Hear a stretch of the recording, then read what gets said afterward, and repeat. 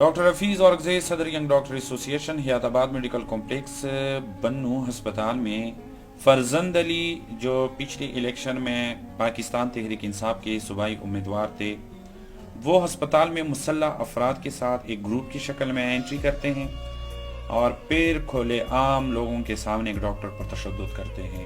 ان کو مارا جاتا ہے، پیٹا جاتا ہے، ان کو چپیڑیں لگائی جاتی ہیں اور ان کی رسوائی کی جاتی ہے، صرف اس بات پر کہ ایمرجنسی ڈپارٹمنٹ سے آپ وارڈ ہمارے مریض دیکھنے کیوں نہیں گئے.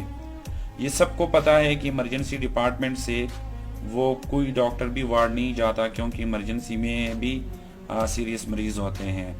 لیکن یہاں پر سوالیہ نشان ہے بنو ہسپتال کی انتظامیہ کے لیے، شرم کا مقام ہے ان لوگوں کے لیے کہ گروپ کی شکل میں غنڈہ گردی کرنے یہ لوگ کیسے آ جاتے ہیں، اور ان کے ساتھ جو بندوقی ہوتی ہے پھر یہ لوگ کیسے انٹری کر سکتے ہیں. گروپ کی شکل میں پھر ڈاکٹر پر تشدد کیا گیا، ایکشن کیوں نہیں لیا گیا. سوالیہ نشان ہے ڈی پی او کے لیے، پولیس ڈپارٹمنٹ کے لیے کہ ایف آئی آر کی جب کٹوتی ہوتی ہے تو پھر ان کو اریسٹ کیوں نہیں کیا جاتا.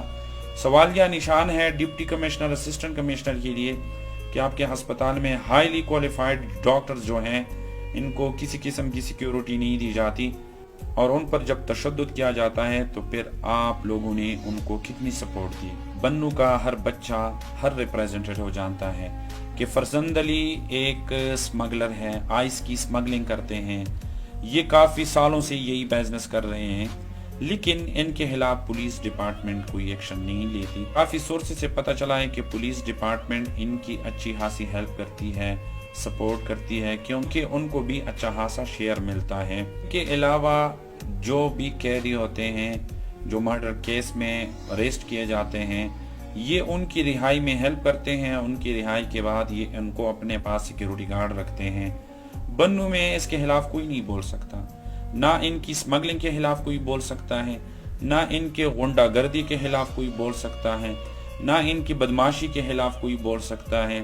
اگر کوئی بولے تو یہ ان کو دھمکیاں دیتے ہیں. اب ڈاکٹر پر جو تشدد کیا گیا ہے ان کے خلاف ینگ ڈاکٹر ایسوسی ایشن ضرور احتجاج پر اتر آئے گی اگر فرزند علی کو اریسٹ نہیں کیا گیا. ہم درخواست کرنا چاہتے ہیں ہیلتھ منسٹر سے، درخواست کرنا چاہتے ہیں آئی جی خیبر پختونخوا، ڈپٹی کمشنر بنو، اسسٹنٹ کمشنر بنو اور ڈی پی او بنو سے کہ ان کو فوراً اریسٹ کریں، ورنہ ینگ ڈاکٹر ایسوسی ایشن پورے خیبر پختونخوا میں احتجاج کی کال دے گی.